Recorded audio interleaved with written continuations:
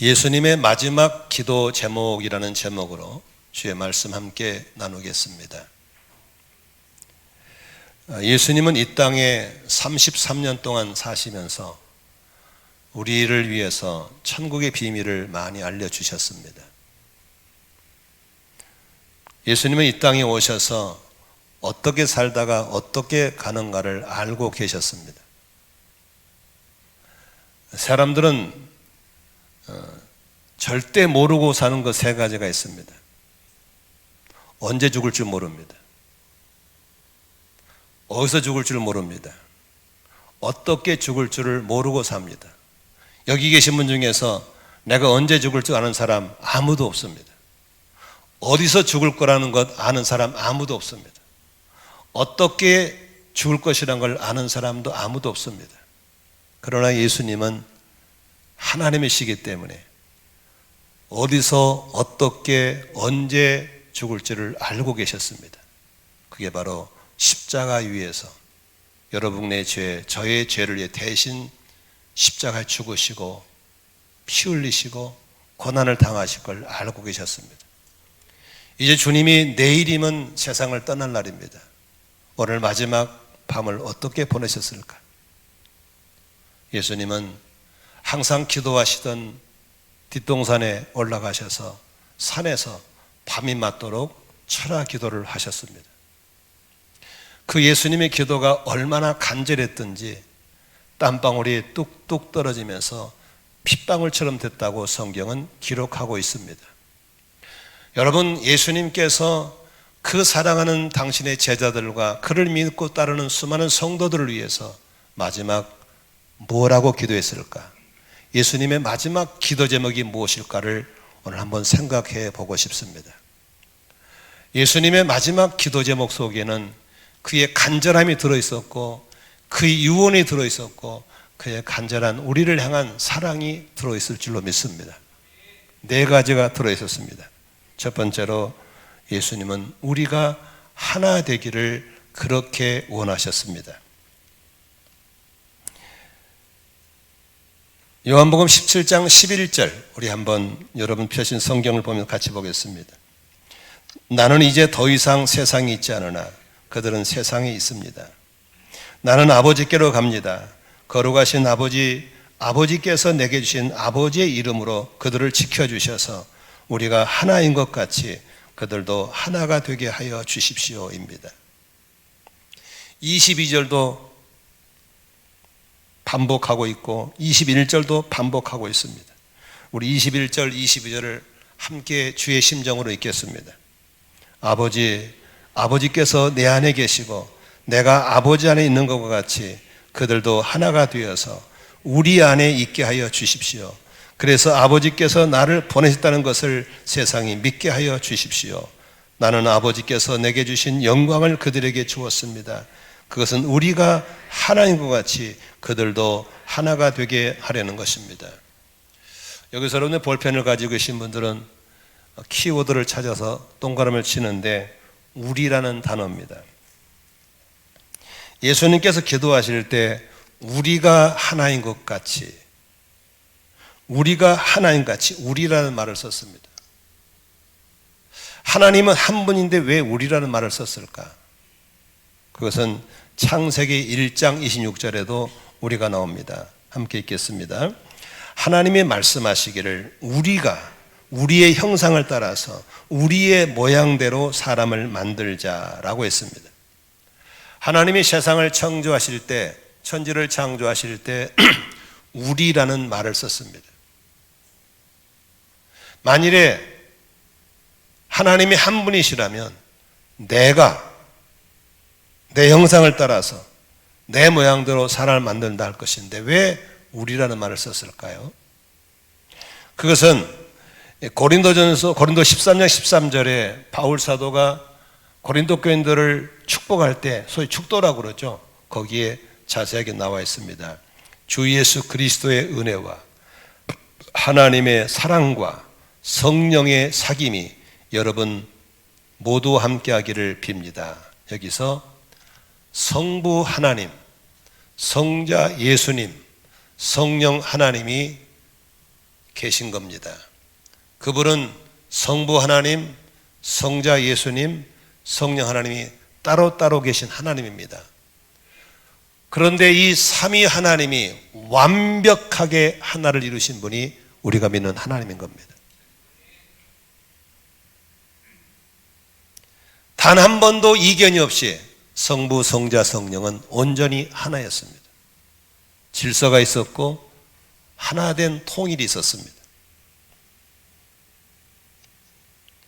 우리가 이렇게 우리가 세상을 창조하고 우리가 세상을 끌어간 것처럼 우리가 완전한 하나인 것처럼 나를 믿는 저 성도들도 나처럼 하나가 되게 해주길 바랍니다.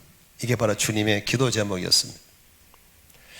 왜 예수님은 이렇게 하나 되기를 간구하셨을까? 따라하십시다. 깨진 쪽박에는 아무것도 담을 수가 없다. 하나님이 아무리 복을 쏟아 부어줘도 깨진 쪽박에는 담을 수가 없습니다.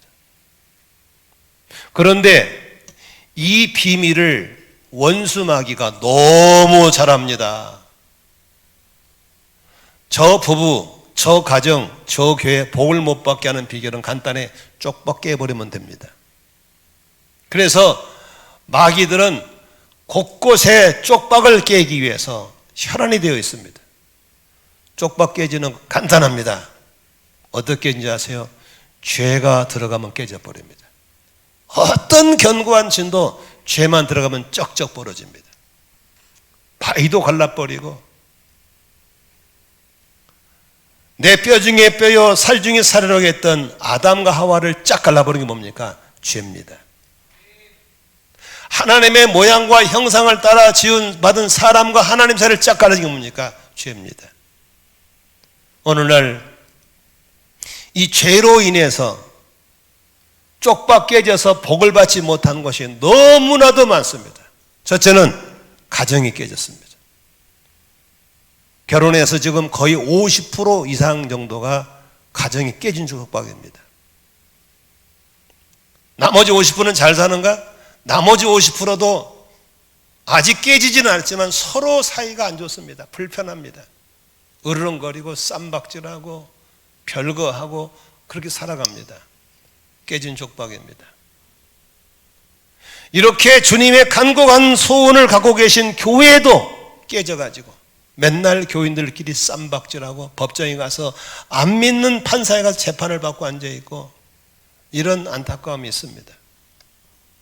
정치권도 좌우 진영이 서로 쫙 갈라져 가지고 본질을 잃어버린 채 비본질의 온갖 에너지를 다 낭비하고 있는 현실을 볼 수 있습니다.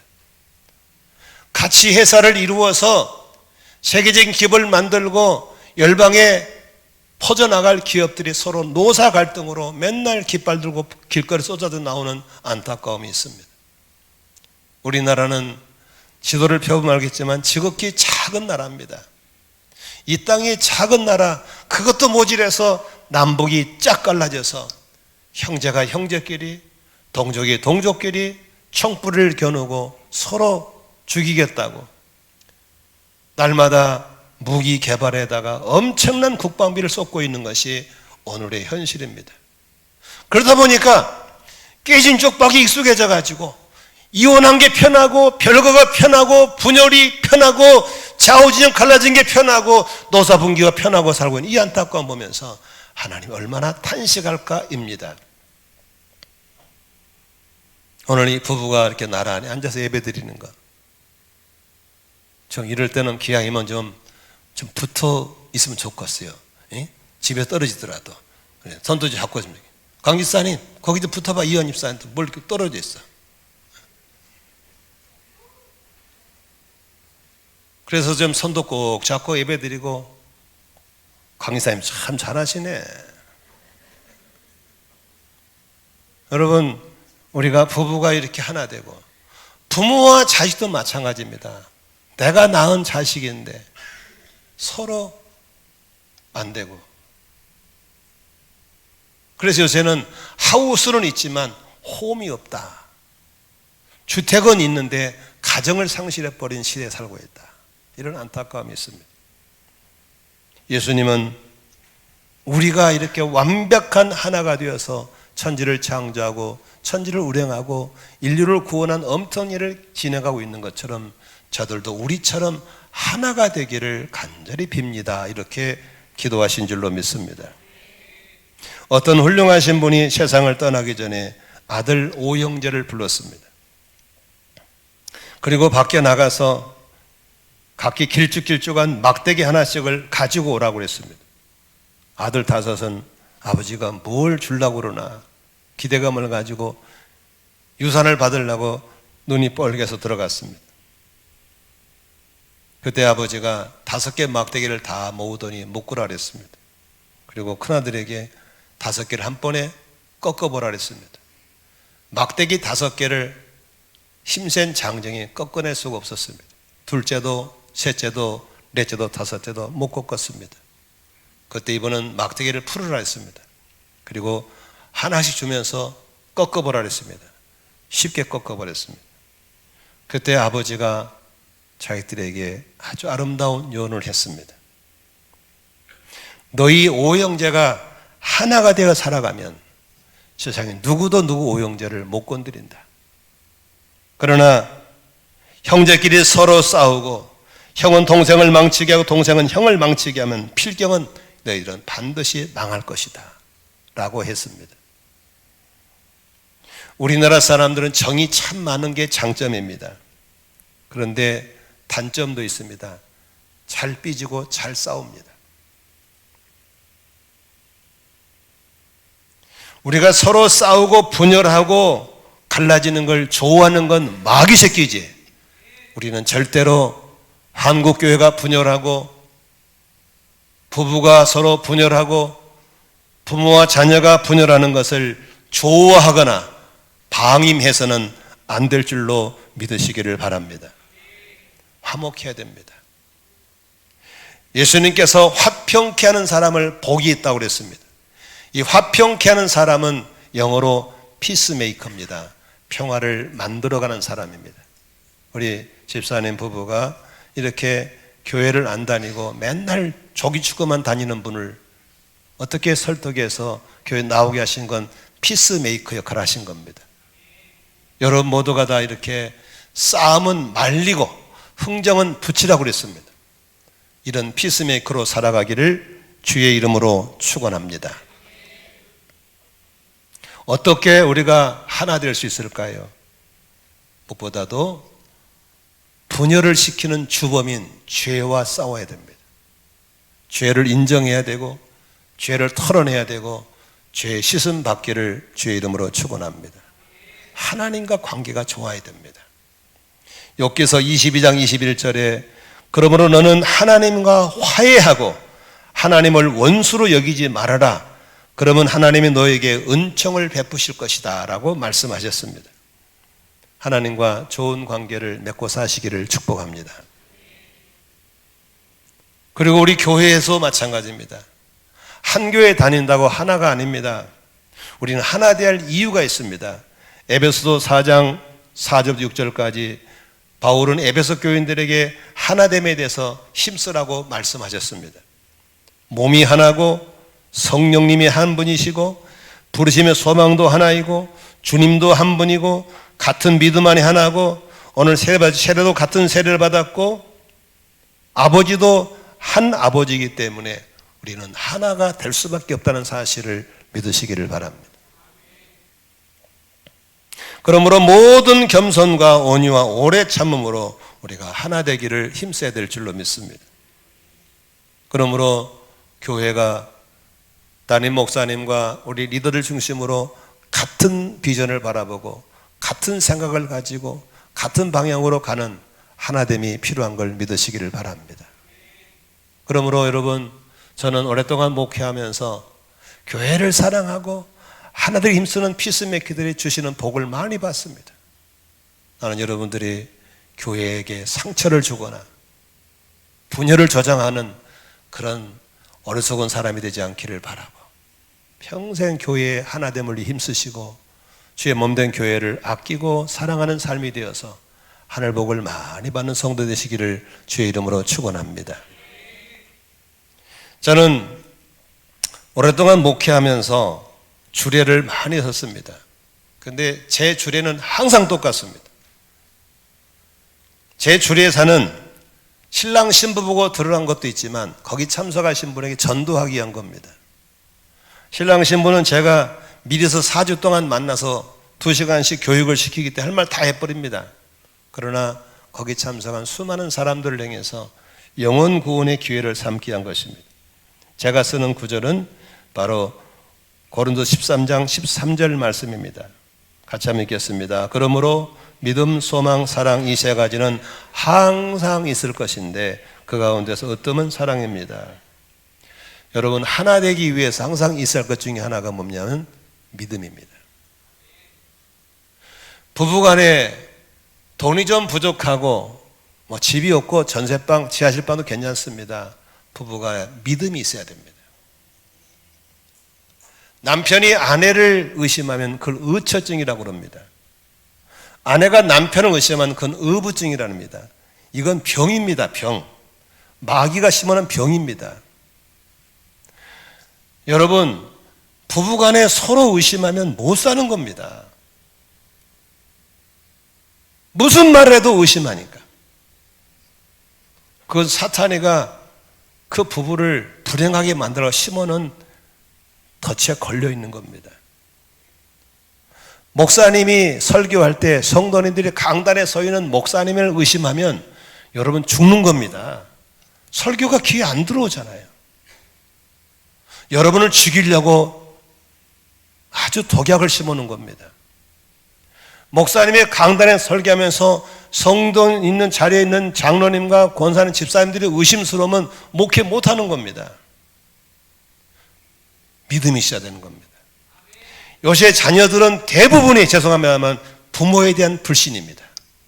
무슨 말해도 안 듣습니다. 아버지가 뭘 한다고, 엄마가 뭘 한다고.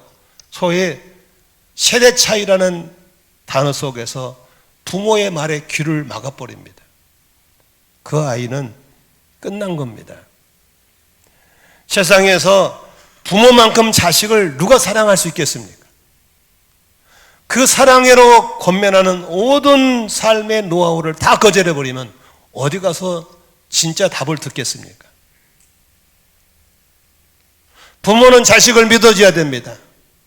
그런데 부모가 자식을 믿지 않습니다. 네가 뭐 한다고.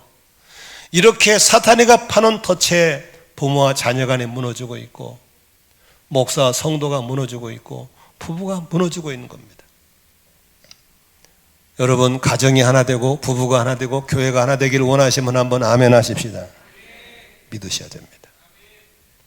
누가 뭐래도 나는 내 아내를 믿어야 되고, 누가 뭐래도 내 남편을 믿어야 되고, 누가 뭐래도 우리 목사님 믿어야 되고, 누가 뭐래도 나는 부모님 믿고 자식을 믿어야 될 줄로 믿습니다. 그런데 여러분, 그 믿음이 어디서 옵니까? 아멘 한다고 오나요? 노력한다고 되나요? 아닙니다. 그 믿음은 하나님도 주시는 겁니다. 저 아내는 내가 선택한 게 아니야. 하나님이 주셨어. 저 남편은 내가 선택한 게 아니야. 하나님이 주셨어. 이 교회는 내가 찾아온 게 아니야. 하나님이 인도하십니다. 저 목사님은 내가 선택한 게 아니야. 하나님이 내겐 목자야. 이 자식은 내가 실수해서 낳은 게 아니야. 하나님이 주셨어. 하나님을 향한 믿음을 통해서 아내를 바라보고 남편을 바라보고 목사님을 바라보고 성도를 바라보고 자식을 바라보고 부모님 바라볼 때 믿음이 생길 줄로 믿습니다. 많은 사람이 하나님이라는 믿음을 빼버리고 보니까 내가 미쳤지. 그때 선볼 때 잘못 갔어. 그때 안 만나야 돼. 저 인간 만나가 평생 후에 왼수에 왼수. 이런 멍청한 사람이 어디 있습니까? 내가 이 교회를 괜히 왔어. 딴 교회 갈 거. 그때 그 교회 가야 되는데 이 교회를 어떻게 빠져나가지? 이런 그 어리석은 사람들. 이 새끼 안 나이도 괜히 났어. 그때 피임을 실패해가지고 넌 이 자식이야 이거. 그래가지고 자식을 불신하고. 여러분, 이런 사단과 파는 덫에 빠져가지고 너무너무 불행하잖아요. 저는 우리 아내를 바라볼 때 39년 살면서 한 번도 우리 아내는 하나님이 내게 본 천상 베풀이라고 믿고 삽니다. 지금 아멘 안 하신 분들은 판단 알아서 하십시오. 저는 우리 아내를 믿습니다.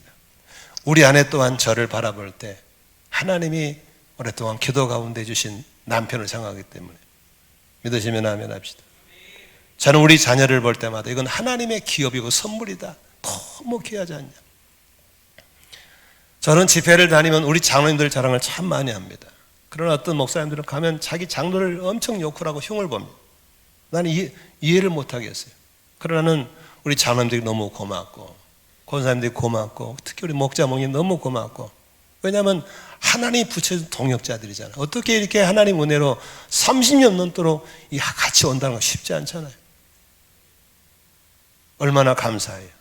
또 저분들은 믿음이라는, 하나님이 주신 믿음이라는 걸 통해서 저를 보기 때문에 그렇게 수십 년 설교를 들어도 뭘 들을 게 있다고 듣고 은혜 받고 쓰고 앉아있고 기록하고 있고 너무 감사하잖아요. 이런 철저한 신뢰를 통해서 하나가 되는 걸 믿으시기를 바랍니다. 아멘이시죠? 옆에 배우자가 있으면 손을 꼭 잡으면서 우리는 천상 배필이었어, 이렇게 해보는 겁니다. 그리고 청년들도 기도하셔야 됩니다. 오다 가다 만나지 말고 주여 천상 배필을 만나게 해주시옵소서. 아멘. 그래서 이렇게 교회가 하나 되어서 서로 우르는 것이 아니라 어떻게 목사님과 함께 주님의 뜻이 하늘에 이룬 것처럼 땅에서 이루어지길까, 이런 기대감을 가지고 신앙생활할 때 복을 받지 않겠어요? 그런 부부에게 복을 주시고 그런 자녀에게 복을 주시고, 할렐루야, 그런 가정이 복을 받을 줄로 믿습니다. 하나 되기를 주의 이름으로 축원합니다. 두 번째, 하나 되기 위해서는 꼭 필요한 게 뭡니까? 소망입니다. 우리의 삶의 짐은 무겁습니다. 여기서 다 오직에서 주님이 우리 보고 수고하고 무거운 짐을 졌다고 얘기하겠습니까? 다 짐이 무거워요. 그러나 도망가지 않고 살고 있는 이유가 뭔지 아세요? 좋아서가 아니에요. 어떻게 이 짐을 이길 수 있을까요? 내일에 대한 소망 때문에 그렇습니다. 지금은 힘들지만 내일은 좋은 일이 있을 거야. 지금은 힘들지만 다음 달에는 좋은 일이 있을 거야. 지금은 힘들지만 내년에는 좋은 일이 있을 거야. 이 기대감, 소망이 있기 때문에 지금의 무거운 짐을 벗지 않고 꾸벅꾸벅 가고 있는 걸 믿으시기를 바랍니다. 아멘. 소망은 우리에게 힘을 주는 겁니다. 할렐루야. 희망이 있어야 되는 겁니다. 희망은 우리로 하면 인내하게 만들어주는 겁니다. 그런데 여러분, 그 희망이 어디서 옵니까? 써서 보고 베껴서 안 해요. 우리의 소망은 예수밖에 없는 걸 믿으시기 바랍니다. 예수는 부활하셨습니다. 죽음을 깨뜨리고 부활하신 그 능력이 우리의 소망인 줄로 믿습니다. 그 주님의 우리의 소망이 뭡니까? 내가 너를 다시 데리러 오리라. 할렐루야. 재림에 대한 소망, 주님과 함께 들림받을 휴거에 대한 소망이 우리의 궁극적인 소망인 줄로 믿습니다. 그래서 예수 믿는 사람들은 절대 과거 얘기하지 않습니다. 다가올 소망, 부활의 소망, 재림에 대한 소망, 기도 응답에 대한 소망, 내일에 대한 소망으로 가득 찬 사람들인 걸 믿으시기 바랍니다. 그러므로 부부가 지금 어렵고 힘들어도 손 꼭 잡고 우리 한번 이겨봅시다. 그래서 신앙이라는 것은 믿을 신자, 바라보라 항자, 믿고 바라보는 것이 신앙인 걸 믿으시기를 바랍니다. 오늘 우리 종훈 형제님이 간증할 때, 건강할 때, 공자열심 찰 때, 교회는 나약한 사람이 다니는 것이 뭘 그런 데 다니냐고, 나를 믿으면 되지, 신령을 믿으면 되지, 이게 대부분 그렇습니다. 그러나 그 사람은 하나를 알고 둘을 모르는 사람인 것입니다. 우리 속에 하나님에 대한 믿음과 기대감을 가지고 살아갈 때 부부가 어떤 어려움 속에서도 하나 될 줄로 믿습니다. 소망 있는 부부가 되시기를 축복합니다. 소망이 있는 가정이 되기를 축복합니다. 비록 지금 남편이 안 나와서 혼자 있는 분도 내년 부부 주일에는 우리 남편 꼭 오게 될 줄로 믿습니다. 그런 소망을 가져보는 겁니다. 아멘. 지금 진로가 막막한 청년들, 어디 가서 무슨 일을 하며 언제 결혼해서 어떻게 살까 막막한 청년들에게도 걱정하지 마세요. 주님은 살아계십니다. 쨍하고 배뜰 날이 있을 줄로 믿습니다. 이 희망, 이것이 우리를 살려주는 겁니다. 마지막 세 번째로 우리가 하나 되기 꼭 필요한 것이 뭡니까? 사랑입니다. 셋 중에 가장 으뜸이 사랑이라고 그러잖아요. 부부간에, 가족간에 사랑 없으면 못 삽니다. 지옥이죠. 그런데 사탄 마귀는 이 사랑을 뺏어가 버렸어요. 아내가 남편을 밥을 할 때 사랑으로 밥을 해야 되는데 의무감으로 밥을 하면 안 되는 거예요. 목사가 설교할 때 의무로 설교하면 안 되는 거예요. 사랑으로 설교해야 되는 거예요. 여러분이 예배 나올 때도 의무감 나오면 안 되는 거예요. 사랑으로 나와야 될 줄로 믿습니다. 직장에 일하러 갈 때도 의무감으로 가면 안 되는 거예요. 사랑으로 하는 거예요. 교회 안 나가면 벌 받는데 그래 나왔어요? 그건 무서운 하나님이 있는 거예요. 아니에요. 헌금을 드릴 때도 복 받으려고 드리면 안 되는 거예요. 사랑하기 때문에, 감사하기 때문에 마음을 담아 드리는 헌금이 돼야 될 줄로 믿습니다. 밥을 할 때도 신랑이 성질이 지랄 같으니까 비유 맞추라 밥하는 거, 그건 저주입니다. 사랑하기 때문에 남편에게 맞춰주고 맛있는 음식 만들어주는 거예요. 저는 교회 사무실에 일하다가 때로는 점심을 집에 가서 먹을 때가 있어요. 가면 우리 아내가 바리바리 하나하나 감동을 섞어서 음식을 해놓습니다. 그것은 음식을 먹는 게 사랑을 먹는 거거든요. 그러나 아무리 좋은 식당에 가서 사내집에 가도 거기는 사랑이 없습니다. 그들은 돈을 생각하고 만들기 때문에. 그래서 음식점에 갈 때 저는 가능한 한 모르는 데 안 갑니다. 단골집에 갑니다. 내가 누구인 걸 아는 사람. 그러면 그분은 저를 알기 때문에 거기에 뭘 줘요? 사랑과 정성을 담는 겁니다.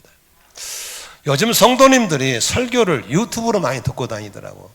대단히 위험한 겁니다. 그분들은요, 여러분 전혀 안중이 없습니다. 그걸 듣고 배부르다고 은혜 받았다고 그 사람은 절대로 신앙이 건강할 수가 없는 겁니다. 잘하건 못하건 여러분을 생각하면서 여러분을 기도하면서 준비된 주일 강단이 여러분을 살리는 걸 믿으시기를 바랍니다. 아멘이죠? 밖에서 이것저것 사 먹고 다니는 사람이 있잖아요. 건강 좋지 않습니다. 집밥이 최고인 걸 믿으시기 바랍니다. 왜? 사랑이 들어있기 때문에. 내게 설교가 제일 좋은 거 왜? 사랑이 들어있기 때문에. 하나님이 돈이 없어서 헌금을 하겠어요? 여러분의 사랑의 마음을 받고 싶은 줄로 믿습니다. 헌금할 때 언제나 마음과 정성을 담아서 드리기를 바랍니다. 그래서 우리가 부부간에, 가족간에, 성도의 신앙생활 속에 이렇게 믿음이 들어있고 소망이 들어있고 사랑이 들어있으면 딱 하나가 되어서 그곳에 하나님의 복이 늘 쌓이고 행복이 넘치게 될 걸 믿으시기를 바랍니다. 바울이 목회한 가운데 데살로니가 교인들이 참 신앙생활 잘했어요. 그래서 바울이 편지로 그들에게 축복할 때 이런 편지를 씁니다. 데살로니가전서 이런 성경이 있거든요. 1장 2절을 보겠습니다.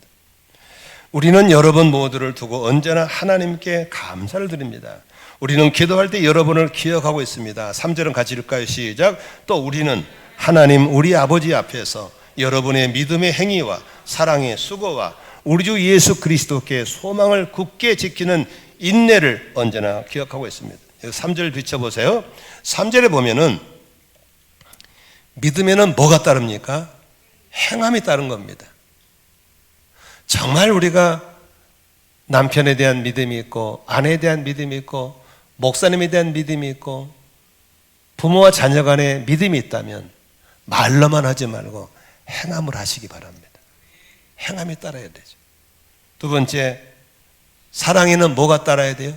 수고가 따르는 거예요. 말로만 I love you가 아니라 사랑한 것만큼 헌신하고 사랑한 것만큼 봉사하시기를 바랍니다. 소망에는 뭐가 따라요? 인내가 따른 겁니다.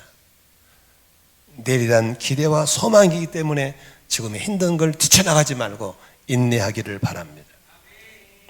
우리 교회가 한참 어려울 때도 우리는 이렇게 좋은 때가 있을 걸 기대하고 인내하신 분만 이걸 보고 있는 겁니다. 그때 나가신 분들은 모르는 겁니다. 이거 어떻게 알아? 가버렸는데. 지금의 어려우신 분들 인내하십시오. 더 좋은 미래가 여러분을 기다리고 있는 걸 믿으시기를 바랍니다. 마귀는 오늘도 쪽박 깨게 돌아다니고 있습니다. 온 천지 쪽박 깨려고 난리 났습니다.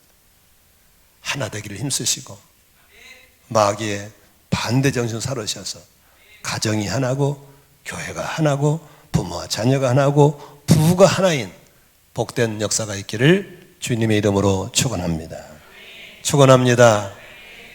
두 번째 예수님이 기도한 제목이 있습니다. 17장 15절 같이 읽겠습니다. 내가 아버지께 비는 것은 그들을 세상에서 데려가시는 것이 아니라 악한 자에게서 그들을 지켜주시는 것입니다. 내가 세상에 속하지 않은 것 같이 세상에 속하지 않았습니다. 여기서 악한 자에게서 지켜주시기 위한 기도였습니다. 그런데 개역개정 성경에는 15절을 이렇게 말하고 있습니다. 내가 비옵는 것은 그들을 세상에 데려가시기를 위함이 아니요 오직 악에 빠지지 않게 보존하시기를 원한다. 보존하네. 아멘. 여러분, 지금 우리는 세상에서 우리가 빠질 수밖에 없는 함정들이 너무나 많습니다. 그러므로 하나님이 기도해 주시고 붙잡아 주셔야만 빠지지 않게 되고 보존되는 걸 믿으시기 바랍니다. 그게 뭡니까? 건강입니다. 부모님이 아무리 건강에 물러줘도 건강 관리 못해서 질병에 빠져버리면 평생 병원 출입해야 되고 약 사러 다녀야 되고 병과 싸우다 끝납니다. 그래서 주님은 우리가 질병에 빠지지 않도록 기도하고 계시기 때문에 건강관리 잘 하셔서 주님의 기도가 응답되는 걸 볼 수 있기를 축복합니다. 하도 병명이 많이 생기니까 미처 병명을 못 져가지고 의사들이 병명을 못 져요. 그러니까 그냥 처음 걸린 사람 이름 갖다 붙여버린 거예요. 파킨슨 병, 루푸스 병, 만일에 갑돌이 병 생길 거예요 앞으로. 그만큼 병이 막 생기는 거예요. 그러니 그런 함정에 빠지면 어려운 거예요. 이런 얘기를 너무 심하게 하니까 어떤 분 시험 들어가지고 목사님 그만하라고 그러는데 안 할 수가 없잖아요. 내 성도가 병 걸려서 고통을 겪고 있으면 못 보겠는 거예요. 여러분, 주님의 기도가 응답되는 삶을 살려면 건강해야 될 줄로 믿습니다. 건강은 체질은 바뀔 수가 없습니다. 체력은 바뀔 수 있습니다. 저의 예를 든다면 저는 70이 다 돼가지만 건강합니다. 50대하고 붙어도 앉을 만큼 체력이 있습니다. 저절로 오나요? 아닙니다. 정말 주님을 사랑하고 교회를 사랑하고 우리 가족을 사랑하기 때문에 나를 지키기 위한 노력을 하는 겁니다.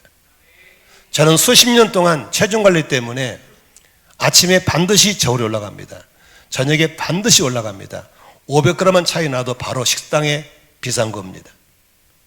제 동생이 96kg입니다. 우리 집 딸내미가 넷인데 우리 집은 형제들이 70이 다 여가 70 이상입니다. 그럼 우리 집 형제가 어떤지 아시죠? 골격이 먹으면 그냥 쪄버립니다. 그러나 비만 오면은 각종 질병이 따라오기 때문에 저울에 안 올라갈 수가 없습니다. 하루에 8,000보 꼭 걷습니다. 90분을 반드시 뜁니다. 350칼로리 내 몸에 뽑아냅니다. 왜 그렇습니까? 안 하고 싶을 때 있죠. 그러나 내가 들어 누우면 아무리 사랑하는 아내도 귀찮합니다. 우리 모두 주님의 기도가 응답되어지도록 질병에 빠지지 않기를 주의 이름으로 축원합니다. 이 세상은 죄악으로 가득 찼습니다. 온통에 죄입니다. 온통에 사기꾼의 득실을 거리고요. 너무너무 불황해요. 정신 바짝 차려서 사기꾼에 속지 않고 죄악에 빠지지 않도록 조심하셔야 됩니다. 인도네시아에서 저희 컨퍼런스 강사로 초청이 왔습니다. 저는 안 가고 싶었습니다. 근데 선교사님 한 말이 목사님 꼭 오셔야 됩니다. 왜 가야 됩니까? 그랬더니 얼마나 나라가 도시가 죄악으로 덮여 있는지 특히 음란에 얼마나 심한지 모른다는 겁니다. 그러므로 목사님 강의가 꼭 필요합니다.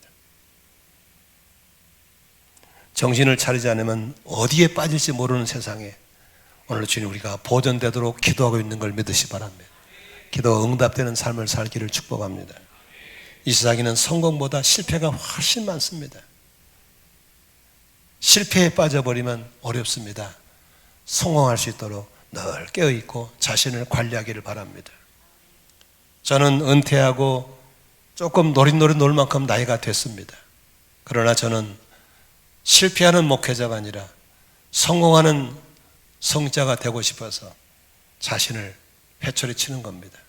지금도 책 보고 공부하고 남 잘 때 기도하고. 왜냐하면 실패는 쉽습니다. 성공은 쉽지 않습니다. 주님의 기도가 응답되는 삶을 살 수 있도록 아름다움을 잘 보존할 수 있기를 주의 이름으로 축원합니다. 가정도 마찬가지입니다. 방치하면 그냥 깨져버립니다. 우리 서로 엄마 아빠가, 여보 당신이, 부모와 자녀가 이렇게 좋은 가정을 만들려고 늘 깨어있기를 주의 이름으로 축원합니다.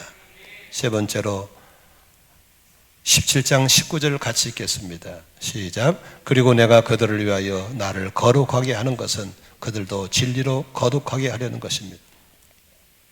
주님은 당신의 성도들, 가정이, 부부가, 자녀들이 거룩하게 보존되기를 원하고 있습니다. 거룩이 뭡니까? 구별된 것입니다. 성도는 성도여야 합니다. 목사는 성직자여야 합니다. 성도의 가정은 성도의 가정이어야 합니다. 그런데 어떻게 구별될 수 있나요? 지금은 제가 오늘 성례 때문에 가운 입었지만 저는 주일날 외에는 양복을 잘 매지 않습니다. 평생 이걸 입고 살아서 이 제 작업복이거든요. 저는 캐주얼하게 입고 다닙니다. 그럼 제가 옷을 캐주얼하게 입었다고 제가 목사가 아닙니까? 신분을 속일 수가 없는 겁니다. 신분에 맞는 삶을 살아야 되는 겁니다. 성도다운 가정이 되셔야 되는 겁니다. 성도다운 삶을 사시기를 주의 이름으로 축원합니다. 그것이 바로 주님의 기도가 응답되게 사는 비결입니다. 마지막 네 번째로 예수님이 영광을 받으시는, 예수님의 영광을 볼 수 있게 해달라고 기도했다는 것입니다. 24절 함께 읽겠습니다. 아버지께서 내게 주신 사람들도 내가 있는 곳에 나와 함께 있게 하여 주시고 창세전부터 아버지께서 나를 사랑하셔서 내게 주신 내 영광을 그들도 보게 하여 주시기를 빕니다. 부모는 자식이 무럭무럭 자라는 것을 보고 기뻐합니다. 사업하는 사람은 장사가 잘 되고 번창하는 걸 보면서 기뻐합니다. 학생은 공부한 것이 좋은 성적으로 나왔을 때 기뻐합니다. 그러나 부모가 잘하는 거, 사업이 잘 되는 거, 공부 잘하는 것은 영원하지 않습니다. 우리 자녀들은 다 컸기 때문에 그들 무럭무럭 크면 기뻐할 일이 없습니다. 손주나 가족 모르겠어요. 손주를 안 들어서 지금 기쁠 일이 없는데 다 영원하지 않습니다. 남남 시장에 장사하는 부부가 있는데 달마다 저녁까지 돈 버는 재미를 삽니다. 무슨 재미 사냐? 돈 버는 재미래요. 집에는 왜 가니까 돈 세는 재미래요. 돈 버는 재미, 돈 쓰는 재미, 은행에 갖다 맡기고 통장 숫자 늘어가는 재미. 여러분, 그 돈 쓰고 죽는 사람 봤어요? 벌기는 그들이 벌고 쓰는 건 남이 쓰는 겁니다. 이 땅에 영원한 것 없습니다. 우리 예수 믿는 사람은 세속화된 사람처럼 그렇게 태워지고 녹아지고 없어질 것을 기뻐하는 것이 아니라 영원한 하늘나라의 영광을 바라보고 뚜벅뚜벅 걸어가는 삶이 되어야 될 줄로 믿습니다. 말씀 결론 맺겠습니다. 우리는 예수님께서 십자가 지시기 전날 철하기도 하면서 땀방울이 뚝뚝 떨어지면서 그 간절했던 주님의 소원이 우리 삶 속에 이루어드리는 삶이 되어야 될 줄로 믿습니다. 얼마 전에 어떤 교회를 탐방했는데 그 목사님이 굉장히 의미심장한 말씀을 하시더라고요. 너무너무 자기를 사랑하는 목사님이 계셨대요. 그 목사님을 너무 사랑하다 보니까 마음이 결심했대요. 목사님이 나한테 가르쳐준 그 교회를 만들어서 목사님 살아생전에 제가 이런 교회를 세웠다고 보여드리고 싶다는 거예요. 그래서 저 친구 자기 은사 목사를 정말 사랑하는구나를 배웠습니다. 저는 그때 내 마음속에 나는 너보다 한 수 더 뛰어난 삶을 살 거야. 주님의 기도가 응답되어지는 삶을 살 거야. 가정이 하나고, 교회가 하나고, 부부가 하나고, 부모와 자녀가 하나고, 내 가는 곳마다 하나됨을 위해 살아갈 거야. 그것이 바로 우리 주님의 기도 제목이었거든. 나는 절대로 부모가 물려주는 건강, 이 평화, 이 아름다움을 지키고 살 거야. 마귀 함정에 빠지지 않게 해서 더 철저한 영적인 군사가 될 거야. 그리고 죽을 때까지 나는 누구여야 되는가? 난 누구로 살아갈 것인가? 오늘 세례받은 여러분은 정충균 성도입니다. 김지원 성도입니다. 다시금 그 성자는 거룩한 사람인 겁니다. 무엇으로 나의 거룩을 드러내겠습니까? 목사 명찰 달 겁니까? 장로라는 이마에 달 것입니까? 삶이 나를 증명해야 될 줄로 믿습니다. 우리 그렇게 살아가는 것이 주님의 사랑이고 기도 응답인 걸 믿으시기 바랍니다. 날아가고 썩어지고 없어질 것에 혈안이 되어서 이성을 잃은 삶이 아니라 세상 사람이 보지 못한 영원한 걸 바라보고 오늘도 또벅또벅 걸어가는 그런 믿음의 삶이 내 사랑하는 주님의 기도 제목이 응답되는 삶이고 내 사랑하는 주님에게 우리가 고백할 수 있는 헌신의 삶이 될 줄로 믿습니다. 그런 삶을 살기 원하시면 큰 소리로 아멘 하십시다. 기도하겠습니다.